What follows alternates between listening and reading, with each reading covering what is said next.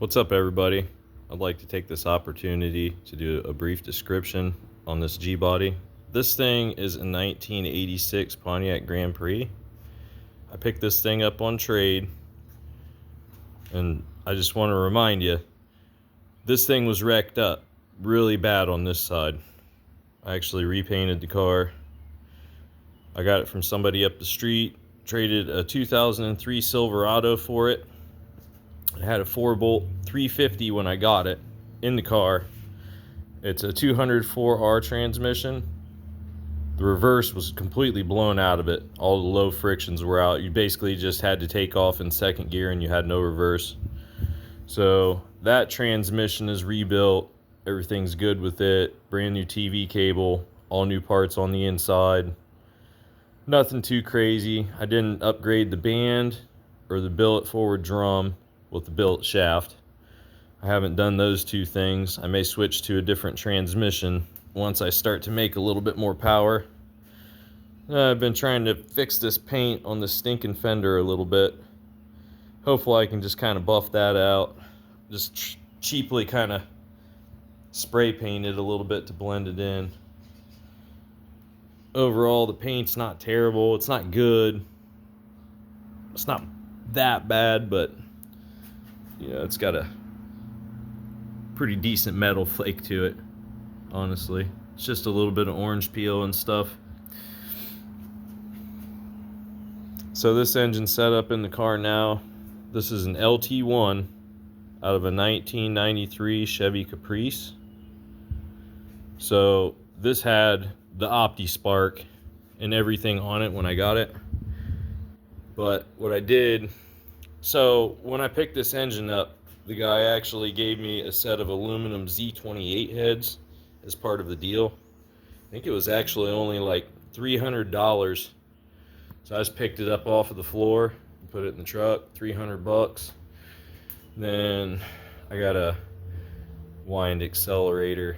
This one's actually the Edelbrock. The accelerator is over in my storage unit.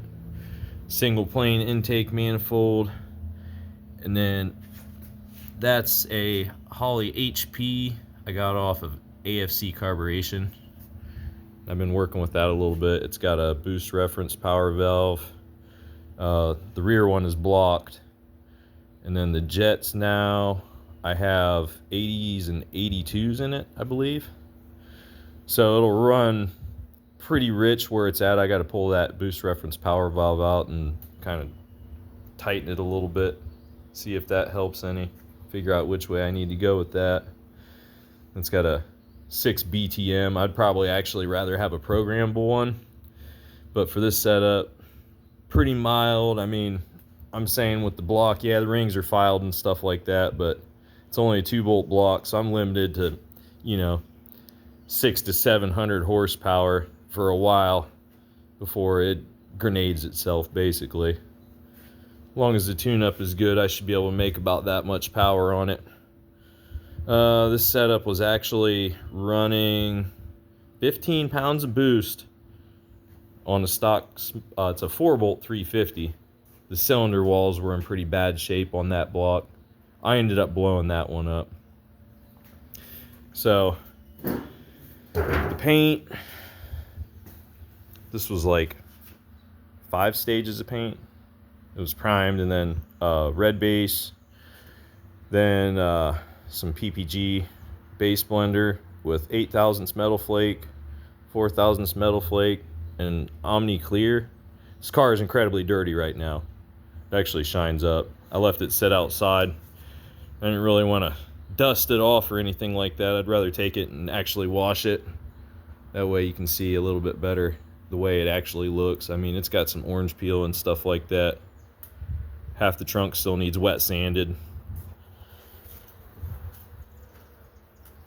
For the most part, though, this is a pretty solid car. I was told that it came from Georgia. I actually found a time slip in this car that somebody ran over at Pacemakers, and it was like 11 something. I don't know, it wasn't good. But it did have a time slip. I don't know if it was from this car, probably. I've been getting a few junkyard parts here and there, trying to piece it back together. It was pretty busted up when I got it. had like 3 bad paint jobs all over top of each other. It was originally white, then it was electron blue, and then it was black with like a burnt orange flake mixed in with it.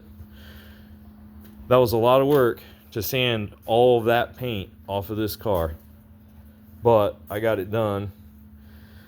This whole side was basically just wrecked. Fender, door, rear quarter, pushed in a little bit. The wheels aren't right for the car, but they work good just to roll it around. I got some drag radials for it. I'll probably need those. And then the next project is going to be, we have the Quick Performance 9-inch.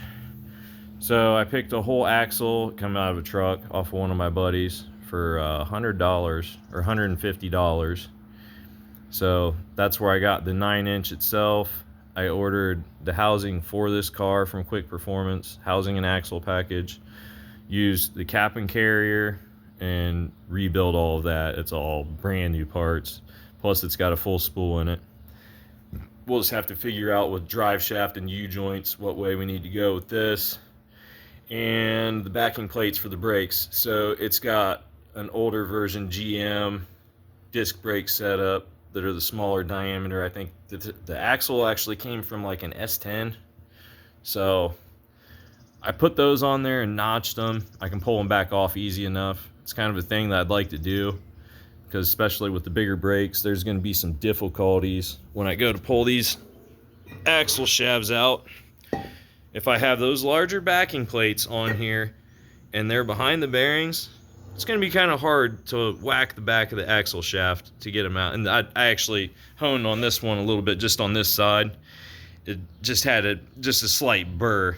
Probably my mistake, but I see it critical to make it easy to be able to put these axles in and take them out. If there's ever a setup issue, she loosens up on you a little bit, you want to change the gear ratio, you got spare rear ends, stuff like that. Those backing plates just basically hold the bearings in. You don't need them to be seized in there. It's just going to cause complications down the road. That's just my thoughts about that.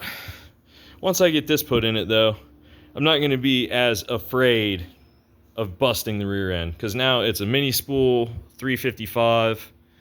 Probably not going to last. Overall, though, that's pretty much it with the car. I'm probably going to be mixing some E85 methanol and leaded 110. That's the fuel that I actually have right now. Once I get my fuel mixture all figured out, I'll just make sure to mix it the same exact fuel mixture every time I do 5 gallons. That should simplify tuning once I get it in the ballpark. Should work out pretty good. And I'll try to get some updates out there here pretty soon.